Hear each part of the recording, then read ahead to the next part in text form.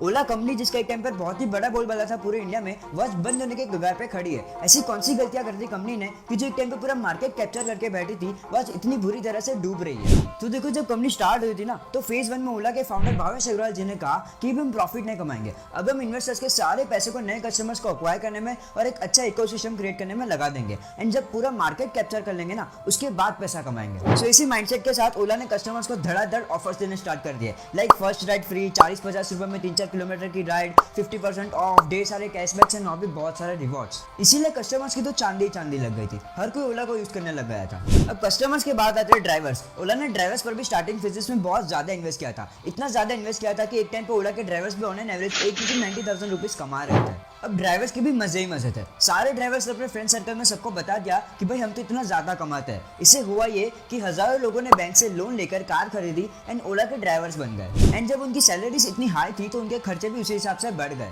बहुत सारे लोगों ने बैंक से लोन लेकर एक अच्छा घर खरीदा एंड अपने बच्चों को महंगी प्राइवेट स्कूल्स में एडमिशन दिलाया एंड और भी बहुत कुछ। सो सब कुछ बहुत ही बढ़िया से चल रहा था कुछ सालों तक। सारे कस्टमर्स भी खुश थे एंड सारे ड्राइवर्स भी खुश थे, सिर्फ इन्वेस्टर्स दुखी थे क्योंकि पैसा तो उनकी जेब से जा रहा था ना। सो अब इन्वेस्टर्स ने बोल दिया कि भाई अब तो हमें प्रॉफिट कमा के दो, अब तो आपने पूरा मार्केट भी कैप्चर कर लिया। तो भावेश अग्रवाल जी ने कहा कि ठीक है, अब हम प्रॉफिट कमा के देंगे। इन्होंने सारे के सारे ऑफर्स को बंद कर दिया, जितने भी कैशबैक्स, रिवॉर्ड्स, डिस्काउंट्स है ना, सबको बंद कर दिया एंड प्राइसेस को भी बढ़ा दिया, जिससे कस्टमर्स को बहुत बड़ा झटका लगा कि भाई इसने ये क्या कर दिया, अभी तक तो अच्छी सर्विसेज प्रोवाइड कर रहा था, अचानक से इसने ये क्या कर दिया। क्योंकि देखो, यहाँ पर सिंपल सी ह्यूमन साइकोलॉजी लगती है। अगर आप किसी इंसान को उसकी मनपसंद चीज सालों तक देंगे एंड फिर अचानक से एक दिन आकर कहेंगे कि अब से तुझे ये चीज नहीं मिलेंगी, तो उसका क्या ही हाल होगा। सेम हाल यहाँ पे ओला के ड्राइवर्स का भी हुआ। ओला ने सारे ड्राइवर्स की सैलरी कम कर करके 80-90 हजार से 25-30 हजार कर दी थी, जिससे हजारों ड्राइवर्स की जिंदगी बर्बाद हो गई। क्योंकि ड्राइवर्स ने बड़े बड़े home loans and car loans ले रखे थे, ये सोचकर कि वो इस हाई सैलरी से अपने सारे लोन्स को धीरे धीरे करके फ्यूचर में चुका देंगे।